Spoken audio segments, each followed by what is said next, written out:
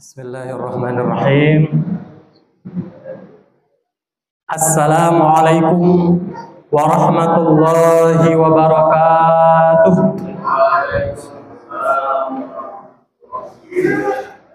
Alhamdulillahirabbil alamin. Alhamdulillahilladzi anzala sakinata fi qulubil mu'minin liyazdadu imanan ma'a imanihim.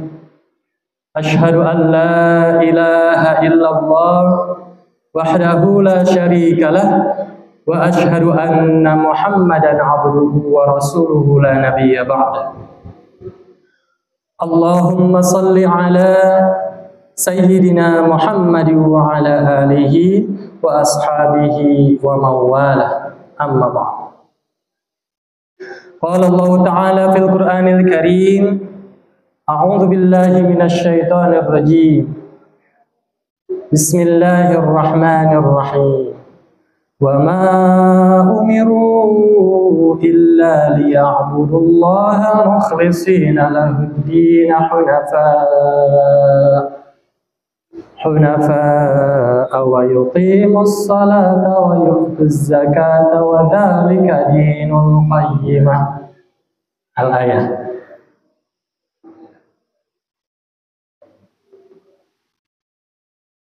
Ma'asyiral muslimin rahimakumullah. Puji syukur mari kita panjatkan kepada Allah Subhanahu wa taala. Allah lah yang Maha Pencipta, yang sangat mengasihi kita semua, dan terbukti salah satu tanda Allah sayang ke kita adalah dimudahkannya kita untuk melangkahkan kaki dari rumah menuju majelis ilmu ini. Karena memang adanya kita di sini bukan karena kita kuat, bukan pula karena kita hebat, melainkan karena kita ditolong oleh Allah Subhanahu wa taala. Dan ini harus kita syukuri bersama. Betapa tidak, Rasulullah SAW pun pernah bersabda, "Man salaka tariqan yaltamisu fihi ilman, sahhalallahu lahu tariqan ilal jannah." Sabda Rasul, barang siapa dimudahkan melangkahkan kaki menuju majelis ilmu, maka Allah akan mudahkan baginya jalan menuju surga. Dan mudah-mudahan ini pun merupakan tanda bahwa kita kelak akan dimudahkan oleh Allah menuju surganya. Amin ya Allah ya Rabbal Alamin. Maka mari kita sama-sama bersyukur pada Allah. Paling tidak mari kita sama-sama mengucapkan hamdalah. Alhamdulillahi Rabbil Alamin. Lisan mengucapkan hamdalah seraya diiringi dengan hati. Alhamdulillahi Rabbil Alamin. Hati meyakini, duhai Allah, Engkaulah segala pemilik segala pujian. Pujian itu hanya milik-Mu, duhai Allah. Engkaulah Tuhan semesta alam. Kita mohonkan juga kepada Allah, mudah-mudahan Allah menjadikan kita semua yang hadir di sini senantiasa istiqomah di jalannya sampai akhir hayat. Lalu kemudian Allah mewafatkan kita dalam keadaan husnul khatimah, diterima iman Islam, diampuni dosa-dosa, dikaruniakan nikmat kubur, dan pada akhirnya mudah-mudahan Allah memasukkan kita semua ke dalam surganya. Amin ya Allah ya Rabbal Alamin. Salawat beserta salam semoga senantiasa tercurah kepada junjungan kita Nabi Agung Habibana wa Nabiyana Muhammad sallallahu alaihi wasallam. Rasulullah, beliau adalah panutan kita yang sangat mencintai kita. Bahkan kita tahu bersama di akhir hayatnya, Rasulullah itu yang dipikirkan tetap ummati, ummati, umatku, umatku. Pada saat itu Rasul tidak mengkhawatirkan bagaimana keluarganya. Pada saat Sakaratul Maut di sana, Rasul tidak mengkhawatirkan bagaimana harta-hartanya. Tidak, apalagi harta, tidak. Yang dikhawatirkan adalah ummati, ummati.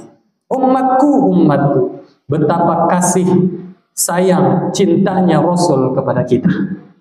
Maka dari itu kita pun selaku orang yang mengaku sebagai umatnya sudah selayaknya, sudah sepatutnya mencintai beliau Rasulullah Sallallahu Alaihi Wasallam.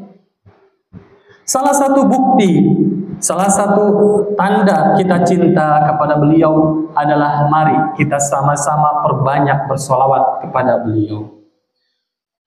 Allah Subhanahu wa Ta'ala berfirman, Innallaha wa malaikatahu yusalluna 'alan nabi ya ayyuhalladzina amanu sallu 'alaihi wa sallimu taslima.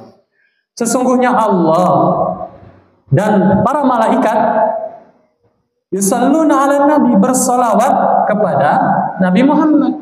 Ya ayyuhalladzina amanu sallu 'alaihi wa sallimu taslima. Wahai orang-orang yang beriman, bersolawatlah kalian kepada Rasulullah SAW. Kalau kita renungkan bersama perintah sholat, apakah Allahnya melakukan sholat? Ternyata tidak. Ada perintah zakat, apakah Allahnya berzakat? Ternyata tidak juga. Kemudian ada perintah berhaji, Allah memerintahkan haji ke kita, apakah Allahnya berhaji? Tidak.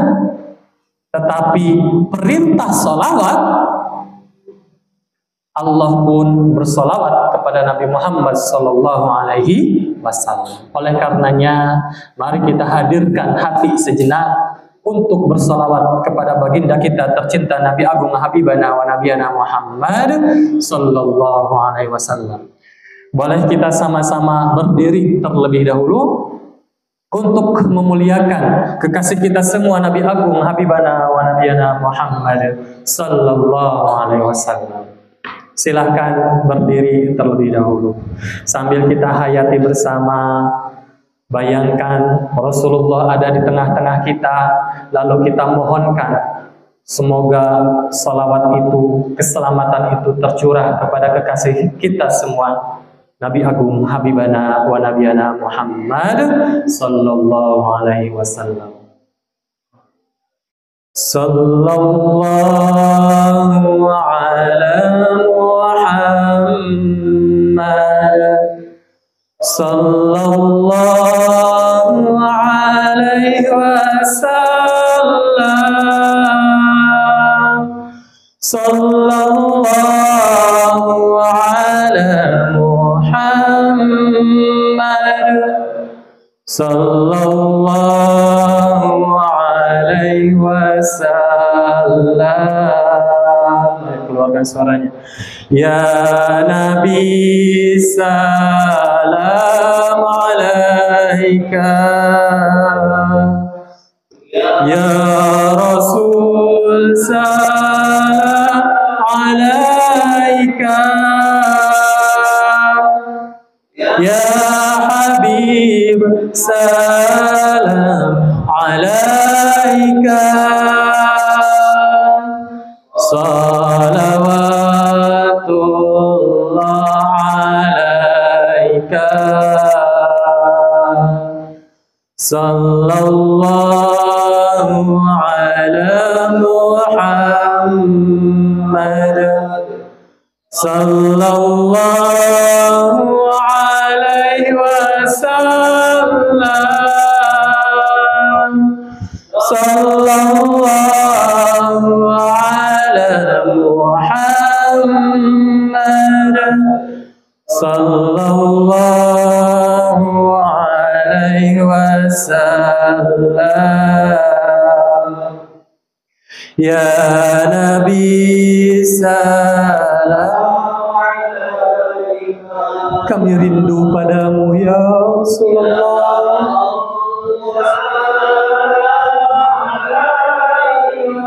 Kami sayang padamu ya Rasulullah. Kami cinta padamu ya Rasulullah. Alaika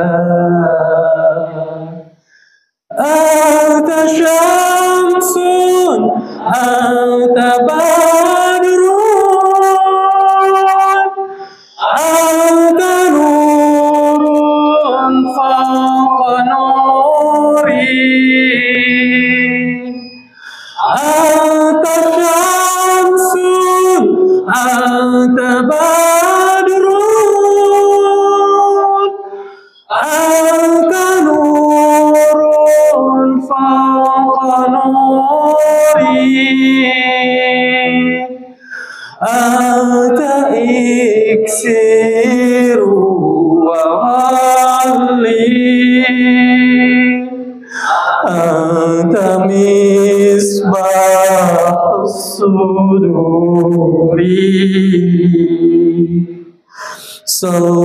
Sallallahu ala Muhammad. Sallallahu alaihi wasallam. Sallallahu ala Muhammad. Sallallahu alaihi wasallam. Ya Nabi salam alaika, ya Rasul salam alaika, ya Habib salam alaika. Salawatullah alaika, ya Habibi ya Muhammad, ya Rasul ini, ya Muhammad, ya Rasul ini, ya Muayyad ya Mumajjad, ya Imam al-Qiblataini. Sallallahu ala Muhammad. Sallallahu alaihi wasallam. Sallallahu ala Muhammad. Sallallahu alaihi wasallam. Terakhir, ya Nabi salam alaika, ya Rasul salam alaika, ya Habib salam alaika. Salawatullah alaika. Allahumma salli wa sallim wa barik alaihi. Silahkan boleh duduk kembali. Kita mohonkan juga mudah-mudahan salawat itu, keselamatan itu tercurah pula kepada keluarga Nabi, para sahabat, tabi'in, tabi'in, juga seluruh umatnya hingga akhir zaman yang senantiasa mengamalkan sunnah-sunnahnya. Termasuk kita semua tentunya. Mudah-mudahan kita kelak di yaumul qiyamah pun memperoleh syafaatul uzma. Amin ya Allah ya Rabbal alamin. Ma'asyiral muslimin rahimakumullah. Kita mungkin beberapa kali melihat ada orang yang ilmunya tinggi tetapi kok akhlaknya berbeda. Ilmunya tinggi tapi tidak sesuai dengan akhlaknya. Gelarnya boleh jadi sarjana agama atau bahkan magister, tetapi kelakuannya jauh dari agama. Atau mungkin ada seseorang katanya lulusan pesantren, tetapi kok tidak ada jiwa santrinya. Maka disampaikan kenapa ini terjadi. Kita bertanya-tanya apa sebenarnya penyebabnya. Paling tidak ada beberapa alasan ini kok bisa terjadi. Di antaranya yang pertama, sejak dari awal salah niat. Dari awal niatnya salah. Niat menuntut ilmu yang seharusnya adalah semata-mata ingin memperoleh ridho dari Allah, ternyata meleset. Menuntut ilmu ada yang karena ini kan pengajiannya orang-orang elit, ini kan pengajiannya orang-orang kaya, jadi saya ingin mengikuti pengajian ini agar apa? Agar disebut orang kaya. Ada tidak yang seperti itu? Ada. Ini pengajiannya pengajian ke-RW-an, sedangkan saya ini adalah pengurus RW, maka malu dong kalau saya tidak ikut pengajian. Ada tidak yang seperti itu? Ada. Maka kalau sejak dari awal niatnya sudah salah, maka jangan diharapkan ilmu dan amalnya akan selaras. Bisa jadi ilmunya akan tidak sesuai dengan amal-amalannya. Itu yang pertama. Kemudian yang kedua, alasan kenapa seseorang berilmu tetapi tidak selaras antara ilmu dan amalnya itu. Yang kedua adalah adanya ilusi ilmu. Ilusi ilmu ini berbahaya. Berilusi, dia berhayal, dia mengira bahwa ilmu itu cukup hanya dengan sekedar tahu saja. Saya tahu nih harus ikhlas beramal soleh itu. Saya tahu nih harus bersabar kalau ada musibah. Saya tahu nih harus bertobat kalau melakukan dosa. Tetapi dilakukan ataukah tidak? Ini coupling yang berbeda antara tahu. Maka ada beberapa tingkatan ilmu itu. Mulai dari tahu, meningkat jadi bisa, meningkat lagi jadi ulangi. Mulai dari tahu, meningkat jadi paham dulu. Kemudian setelah paham, bisa. Kemudian setelah itu ahli. Tahu, paham, bisa, kemudian ahli. Ibu-ibu, bapak-bapak tahu berenang? Berenang tahu? Tahu berenang. Faham bagaimana cara berenang?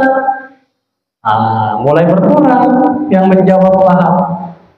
Bisa berenang, semakin berkurang lagi. Ahli berenang, semakin berkurang lagi. Maka kita bayangkan kalau berenang itu hanya sekedar tahu, kira-kira apakah akan bermanfaat bagi diri kita? Tentunya akan kurang. Atau mungkin hanya sekedar paham. Saya paham nih, belajar dari buku, ada buku tata cara berenang, dibaca, dipahami saja, tapi malas untuk terjun ke kolam renang. Kira-kira bermanfaat tidak pahamnya itu? Tidak.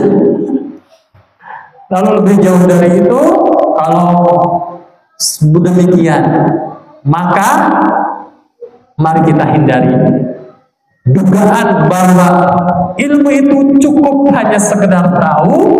Itu harus kita tingkatkan, kita tinggalkan, kita rubah dari sekedar tahu berubah menjadi paham, lebih meningkat lagi, minimalnya kita bisa melakukan.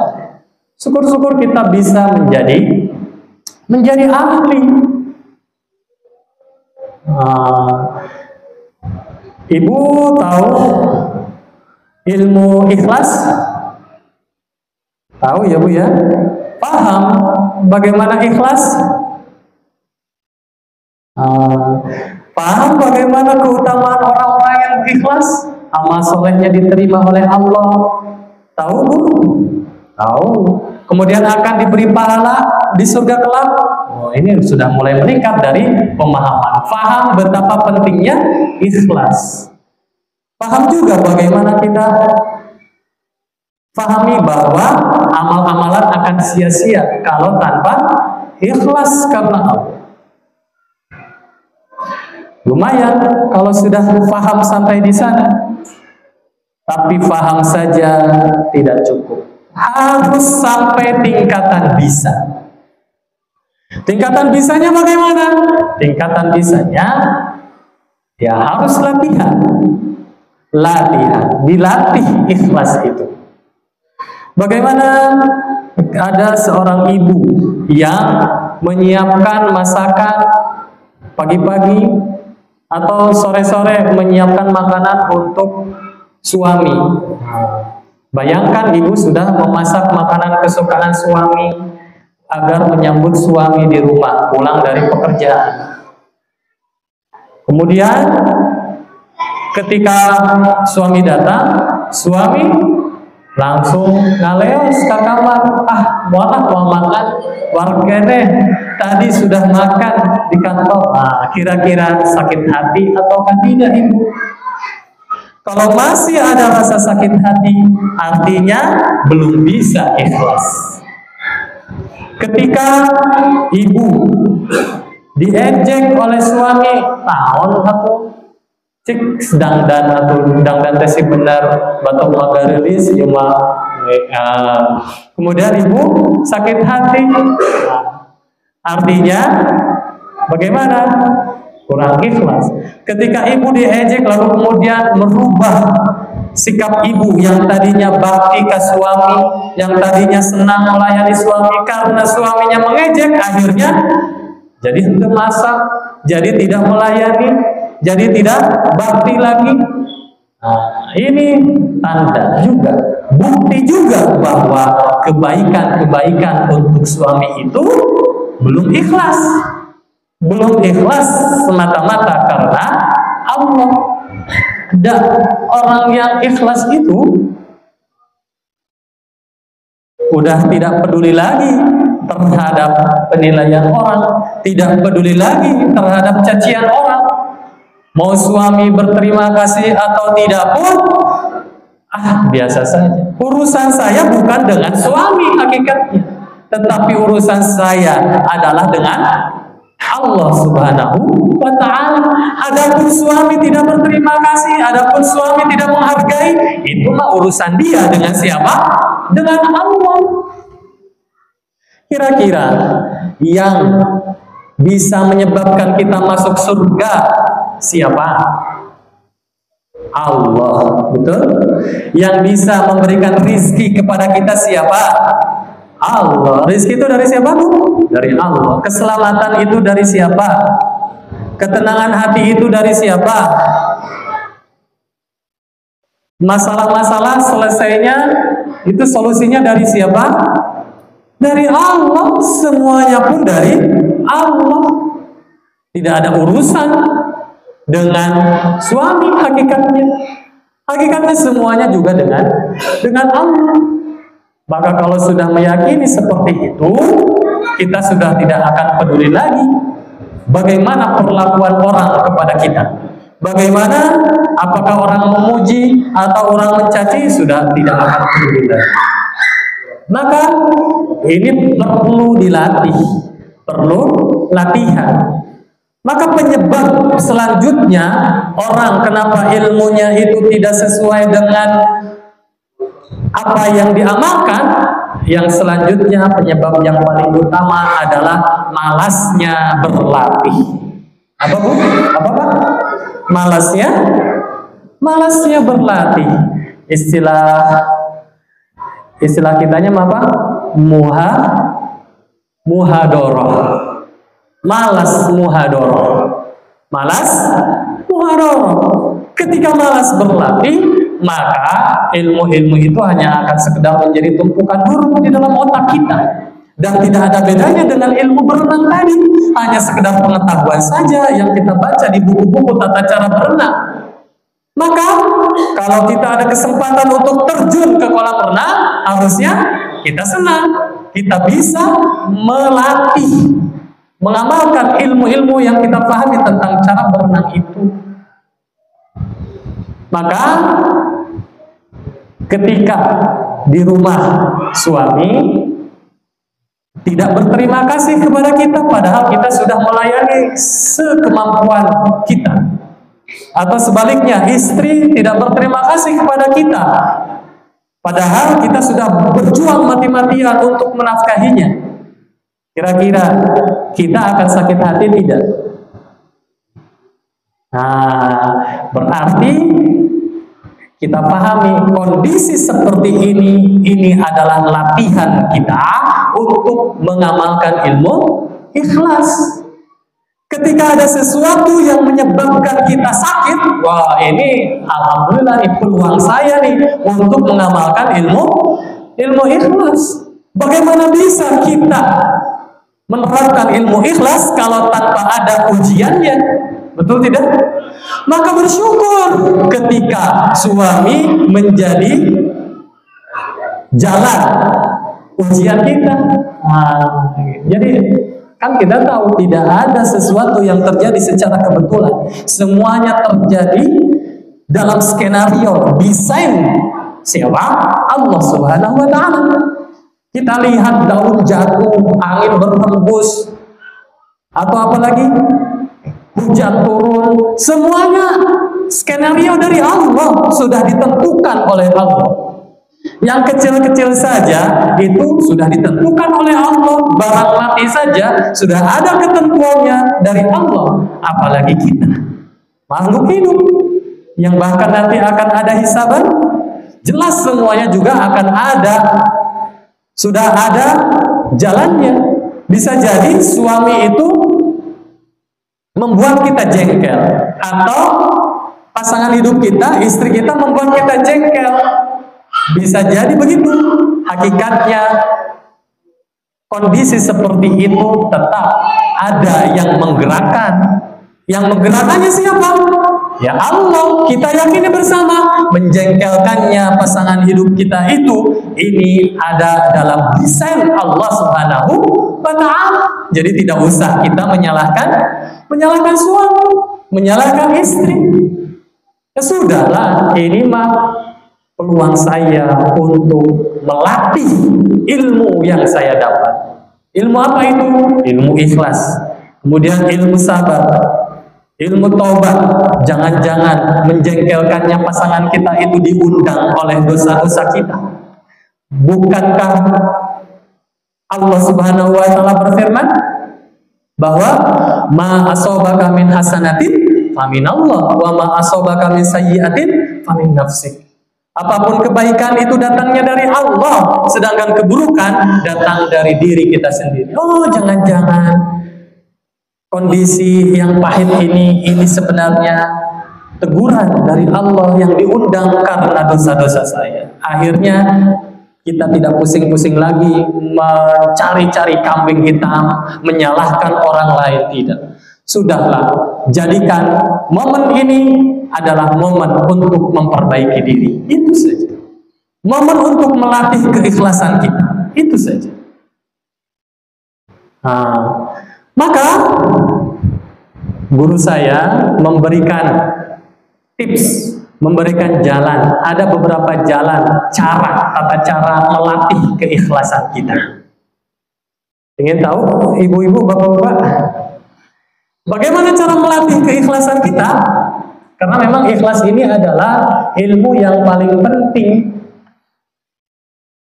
Kenapa? Karena amal-amalan itu tertolak kalau niatnya tidak ikhlas karena Allah. Innamal a'malu binniyat wa innama likulli imrin ma nawa. Sesungguhnya amal-amalan itu tergantung kepada niatnya, dan seseorang itu akan mendapatkan apa yang diniatkannya. Maka ayo kita latih untuk melakukan perbuatan, melakukan amal baik itu semuanya lurus ikhlas karena Allah Subhanahu wa ta'ala. Wa ma umiru illa liya'budullaha mukhlishina lahuddin. Dan kita tidak diperintahkan kecuali untuk beribadah kepada Allah dengan memurnikan ketaatan, ikhlas semata-mata karena Allah, karena agama Allah, bukan karena yang lain. Kita menikah pun bukan karena kita cinta kepada pasangan kita, bukan karena kita ingin punya keturunan, tetapi kita menikah pun karena Allah. karena ingin dapat ridho dari Allah. Kita melayani pasangan hidup kita, kita berusaha membahagiakan keluarga kita karena Allah, bukan karena ingin diterima kasihi oleh pasangan, bukan karena ingin dihargai oleh anak. Sehingga ketika perjuangan kita itu berbalas dengan cacian, berbalas dengan sesuatu yang tidak mengenakan kita, ya kita akan tenang-tenang saja. Urusan kita bukan dengan dia kok, urusan kita dengan Allah. Maka yang pertama, cara melatih agar kita ikhlas, yang pertama ini adalah jangan selalu ingin diketahui oleh orang lain. Jangan selalu ingin diketahui oleh orang lain. Suatu saat ada seseorang yang sedang sholat duha. Seorang ibu sedang sholat duha. Tiba-tiba ada telepon berdering. Dia sedang sholat. Kemudian diangkat oleh anaknya yang masih balita, anaknya yang masih kecil, yang baru belajar bicara. Ya, halo, ibunya ada? Oh iya, ada. Itu lagi sholat duha. Wow, langsung hati ini merasa bangga. Oh, saya diketahui orang lain sedang sholat duha. Selesai sholat duha, mau disayang-sayang anak. Oh, anak pintar, anak cerdas, bisa mengangkat telepon, menjawab dengan baik. Nah, di kesempatan yang lain, ibu ini sholat asar, tapi sholat asarnya sudah mepet-mepet mau waktu maghrib. Sholat asarnya jam 5 misalnya. Kondisinya sama, sedang sholat asar jam 5, terdengar telepon. Diangkat oleh anaknya. Anaknya menjawab, ini sedang sholat asar. Wah, langsung hati gelisah, resah, malu diketahui oleh teman karena jam 5 baru sholat asar. Selesai sholat asar, akhirnya anaknya dijitak. Kamu itu gimana? Nah, artinya apa? Ini menunjukkan bahwa belum ikhlas. Maka ayo sama-sama kita melatih.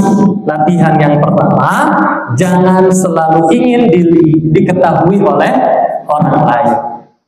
Memang ada beberapa hal yang kita harus menunjukkan kepada orang-orang.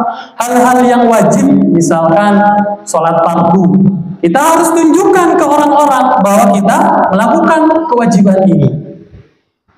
Atau berpuasa Ramadan, kita harus tunjukkan ketaatan kita pada orang-orang sebagai syiar, sebagai dakwah kita, mengajak kepada orang-orang. Tetapi masalah-masalah sunnah, ini yang utamanya adalah tidak diketahui oleh orang, disembunyi-sembunyi saja. Termasuk kan? Atau walimatus safar, bagaimana agar diketahui oleh orang lain? Ya silakan, tidak masalah, sebagai wujud syiar kita. Syiar kita bahwa kita akan melaksanakan rukun Islam yang kelima, yaitu haji. Ketakwaan kita. Allah Subhanahu wa taala berfirman, "Fa amma bi ni'mati rabbika fahaddits." Jadi sebut-sebutkanlah kalau kita memperoleh kenikmatan. Sebagai bukti bersyukur kita kepada Allah, kita sampaikan kepada orang-orang. Kita alhamdulillah sudah punya dana untuk beribadah ke tanah suci.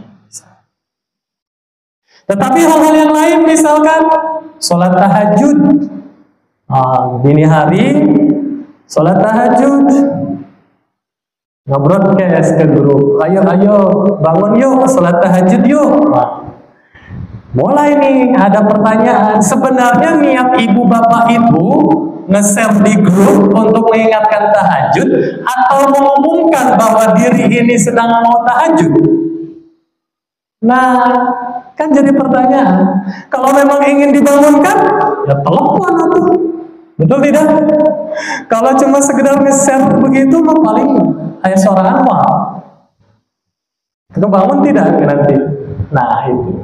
Maka ada hal-hal terkait yang sunnah, lebih utamanya disembunyikan. Tetapi ada beberapa hal yang harus diumumkan. Misalkan kita menjadi panitia penggalangan dana, panitia pembangunan madrasah, yang menerima sedekah itu, kita sebagai penerima sedekah itu kewajiban kita untuk mengumumkan sebagai pertanggungjawaban kita. Sedangkan yang ngasih, yang bersedekah, nah itu masih silakan disembunyikan lebih baik. Mau ditampakkan juga sebagai syiar, silakan. Tetapi usahakan lebih bagusnya disembunyikan. Karena amalan yang tampak itu lebih sulit untuk kita ikhlaskan dibandingkan yang tidak tampak. Setuju tidak? Iya. Jangan sampai juga kita tidak jadi melakukan amal soleh karena takut ria, takut sum'ah. Jangan juga seperti itu. Karena terkait ikhlas ini adalah amalan hati, bukan amalan lahir. Mau ditampakkan silakan, mau disembunyikan juga silakan. Tetapi yang utama yang mana? Yang utamanya yang disembunyikan. Kalau yang sunnah-sunnah. Tetapi yang wajib-wajib itu harus ditampakkan sebagai syiar kita, dakwah kita. Itu yang pertama. Jangan ingin diketahui oleh orang lain. Latihan ikhlas yang kedua yaitu jangan ingin dilihat oleh orang lain. Jangan ingin dilihat oleh orang lain. Karena biasanya berbeda semangat ibadah kita kalau ada yang melihat. Mau ada orang atau tidak ada orang, semangat kita sama harusnya.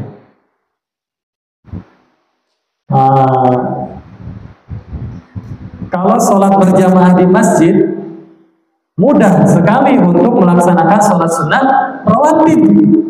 Tetapi ketika sholat sendirian di rumah, karena ketinggalan sholat wajibnya, udah bubar berjamaah di masjid, akhirnya terpaksa sholatnya sendiri di rumah.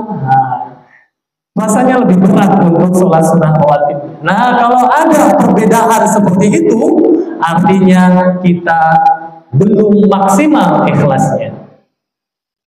Jadi, yang kedua ini, mau dilihat orang atau tidak dilihat orang, sama harusnya.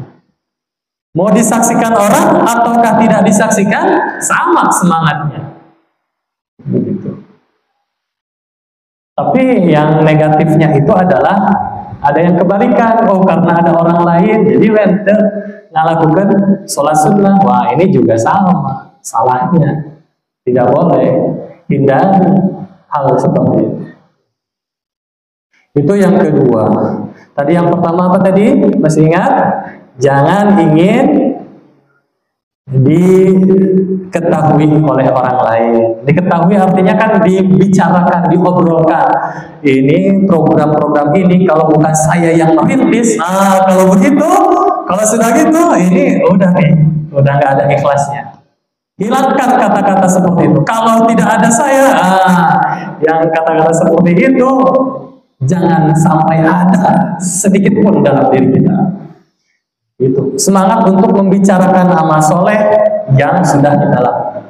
Jangan ingin diketahui orang lain. Kemudian yang kedua, jangan ingin dilihat oleh orang lain. Kemudian yang ketiga, ini yang ketiga nih, yang paling penting. Yang ketiga adalah jangan ingin dipuji. Jangan takut dicaci. Jangan ingin dipuji dan jangan takut dicaci. Kita melakukan amal perbuatan itu kalau memang semata-mata karena Allah, maka pujian orang tidak ada bedanya dengan cacian orang. Tidak ada bedanya dengan suara angin, tidak ada bedanya dengan suara knalpot. Tidak akan merubah semangat kita. Aduh, saya akan mundur aja. Kenapa? Karena banyak yang menghina. Tidak akan lagi melakukan amal soleh ini, ini nih. Peluang kondisi-kondisi keinginan seperti itu harus kita lawan, kita latih bahwa oh iya ini adalah peluang saya untuk melatih keikhlasan saya. Mau dicaci, mau dihina, tidak ada bedanya. Tidak ada bedanya dengan mau dipuji. Karena kita selamat dengan dipuji? Tidak. Selamatnya kita apakah dengan banyaknya pujian akan jadi selamat? Bukan karena pujian. Celakanya kita apakah karena hinaan orang, cacian orang? Tidak juga. Yang menyelamatkan kita ya Allah. Yang bisa mencelakakan kita dosa-dosa kita. Ya sudahlah, kita mau fokus saja kepada Allah. Apapun amal soleh yang kita lakukan, murnikan semuanya semata-mata karena Allah Subhanahu wa Ta'ala. Jadi harusnya orang yang ikhlas itu sudah kebal gitu ya. Telinga nanti mau banyak dibicarakan banyak orang juga biasa lempeng-lempeng, tidak jadi sakit hati, tidak jadi undung, tidak jadi mundur. Tetap beda. Penilaian yang kita kejar bukan penilaian manusia. Penilaian yang kita kejar adalah penilaian dari Allah Subhanahu wa Ta'ala. Karena orang memuji kita itu, Pak Bu, hakikatnya bukan karena mulianya kita. Bukan. Banyak orang memuji seseorang itu bukan karena kemuliaannya. Bukan. Tapi karena apa? Karena aib-aibnya ditutup oleh Allah Subhanahu wa Ta'ala.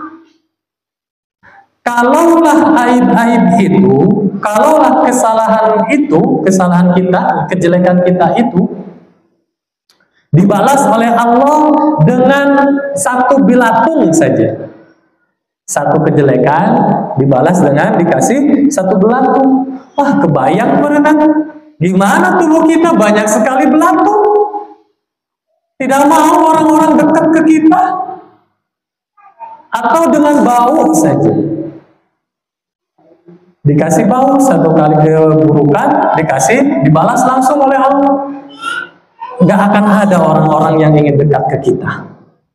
Ada seseorang mendapatkan penghargaan dari pemerintah sebagai suami terbaik sekota Tasikmalaya. Ternyata istri nama naon yang sering kan istrinya. Anak-anaknya malah pada ketawa. Kenapa? Karena tahu aib-aib. Maka kita yakini, sudahlah, pujian itu, hinaan itu biasa-biasa saja untuk kita. Mulai biasa-biasa saja. Tidak ada bedanya dengan barang jatuh. Tidak ada bedanya dengan suara kipas angin. Jadi lempeng-lempeng tidak akan membuat kita sakit hati. Nah, ulangi. Yang pertama tadi, jangan selalu ingin diketahui orang lain. Yang kedua, jangan selalu ingin dilihat oleh orang lain. Kemudian yang ketiga, jangan selalu ingin dipuji.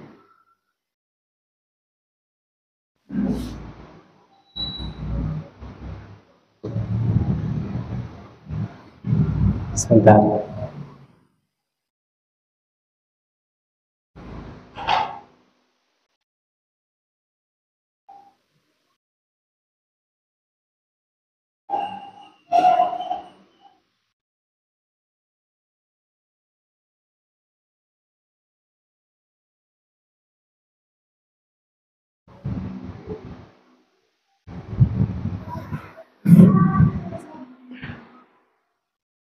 Hadirin yang kami hormati dan semoga Allah muliakan. Kalau sudah bisa seperti tadi, kalau sudah tidak ingin dipuji lagi, sudah biasa-biasa saja dengan cacian orang, sudah biasa-biasa saja dengan pujian orang, maka kita akan bisa lebih ikhlas lagi. Hidup kita bahkan bisa menjadi tenang. Yang selanjutnya, yang keempat, itu adalah latihannya jangan selalu ingin dihargai. Jangan selalu ingin dihargai. Kan ada setiap pertemuan yang kami hormati Bapak Camat Kecamatan Indihiyang, yang kami muliakan, yang kami hormati Bapak Kepala Desa, yang kami hormati, yang kami muliakan guru kita bersama Ustaz Syah. Nah, ini kata-kata seperti ini merupakan kata-kata jebakan. Hati-hati, jangan sampai kita terlena dengan penghargaan seperti itu, sehingga suatu saat pembicara naon atau mempersilahkan kepada Pak Ustadz, silakan, mana yang dimuliakan, mana yang dihormatin. Jadi ingin dihargai, ini adalah penyakit juga. Penyakit yang harus kita hindari adalah ingin merasa ingin dihargai, ingin dihormati. Saya kan ketua pelaksana, harusnya kalian itu menghormati saya, menghargai saya, dibedakan. Nah, ini berbahaya. Maka sebenarnya yang paling berbahaya itu adalah yang sedang duduk di depan ini nih. Berbahaya. Banyak orang ingin menghargai, itu pada akhirnya kesananya jadi ujub, jadi sombong, jadi lupa diri, jadi nggak ikhlas pada akhirnya. Nah, maka kita menghargai orang teh wajar-wajar saja, jangan berlebihan. Jangan berlebihan kita menghargai orang lain, ya sewajarnya saja. Bisa jadi kita menjadi penyebab orang lupa diri karena terlalu seringnya kita menghargai, memuji dia, jadi lupa diri karena terlalu sering. Jangan menjebak dunia. Termasuk kepada tamu kita, misalkan lagi hari Senin nih, ditanya puasa ataukah tidak? Tidak usah ditanya. Silakan kalau ada jamuan makanan disodorkan, dipersilakan saja. Kalaupun tidak dimakan, kita berhusnudzon. Oh, berarti lagi puasa. Tidak usah dibahas. Kalau dibahas ini menyebabkan orangnya terpancing. Bisa jadi kan anu kepancing pada akhirnya rumah. Iya, menuju puasa Syawal ya. Alhamdulillah, kami mah puasa Syawal ngumpul. Puasa Senin Kamis oge osok. Komode kamari mah pas 2 tahun yang lalu mah puasa Daud. Nah, udah jadi memancing. Maka kita pun sebagai sahabat, sebagai teman atau sebagai tetangga, jangan memancing. Jangan memancing-mancing orang agar tidak ikhlas. Begitu. Tidak usah kita serba tahu, ayo pengen tahu, ya, namanya teh kepo gitu. Nah, segala ingin tahu, tidak usah. Sudahlah, jaga amal-amal soleh diri kita, juga amal-amal soleh orang lain, agar tetap bersih, murni, lurus semata-mata karena Allah Subhanahu wa Ta'ala. Mudah-mudahan apa yang disampaikan bisa bermanfaat. Kesimpulannya adalah kita ilmu itu harus diamalkan. Cara mengamalkannya adalah dengan muhadharah, dengan melatih, selalu melatih ilmu kita. Di antara ilmu yang paling penting adalah ilmu ikhlas. Ilmu ikhlas ini cara melatihnya paling tidak yang pertama adalah jangan selalu ingin diketahui, yang kedua jangan selalu ingin dilihat, yang ketiga mau dipuji, mau dicaci biasa-biasa saja, kemudian yang keempat jangan ingin dihargai. Nah, mau dihargai alhamdulillah, tidak juga tidak apa-apa. Bahkan kan ada keterangannya, siapa ya sahabat Nabi ya? Orang yang selalu muji-muji tadi dilempari pasir, nawan muji-muji gitu. Pada akhirnya pujian-pujian itu bisa menyebabkan kita jadi tidak ikhlas. Wallahu a'lam bishawab. Barangkali ada yang mau menambahkan, silakan. Pertanyaan, silakan. Kalau tidak ada, mari kita sama-sama akhiri dengan berdoa bersama. Allahumma salli wa sallim ala sayyidina wa habibina wa syafi'ina wa maulana Muhammad wa sallim radhiyallahu tabaraka wa ta'ala an kulli sahabati Rasulillah ajma'in. Amin ya Allah ya rabbal alamin. Alhamdulillahi rabbil alamin. Hamdan yuafi ni'amahu wa yukafi'u majidah. Ya Rabbana lakal hamdu kama yanbaghi li jalali wajhikal karimi wa 'azimi sultanik.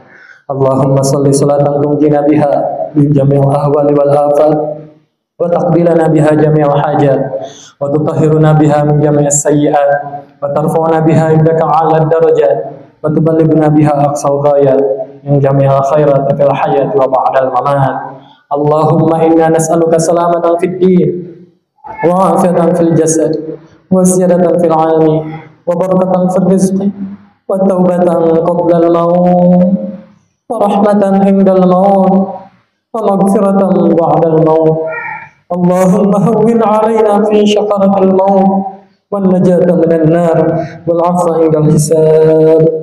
Rabbana la tuzigh qulubana ba'da idh hadaytana wa hab lana min ladunka rahmah innaka antal wahhab. Rabbana atina fid dunya hasanah wa fil akhirati hasanah wa qina adzaban nar. Subhana rabbika rabbil 'izzati 'amma yasifun wa salamun 'alal mursalin walhamdulillahi rabbil alamin. Barakatul Quran Al-Fatihah. A'udzu billahi minasy syaithanir rajim. Bismillahirrahmanirrahim. Alhamdulillahi rabbil alamin. Arrahmanir rahim. Maliki yaumiddin. Iyyaka na'budu wa iyyaka nasta'in. اهدنا الصراط المستقيم صراط الذين أنعمت عليهم غير المغضوب عليهم ولا الضالين. Dari awal hingga akhir tentu saya banyak kesalahan. Mudah-mudahan kesalahan-kesalahan itu dimaafkan oleh Allah dan ibu-ibu juga memaafkan, ibu-ibu dan bapak-bapak memaafkan, tidak sampai diamalkan. Seandainya ada benarnya itu semata atas petunjuk dari Allah, mudah-mudahan jadi amal soleh dan bisa kita amalkan dalam kehidupan kita sehari-hari. Subhanakallahumma bihamdika asyhadu an la ilaha illa anta astaghfiruka wa atubu ilaik. Wassalamualaikum warahmatullahi wabarakatuh.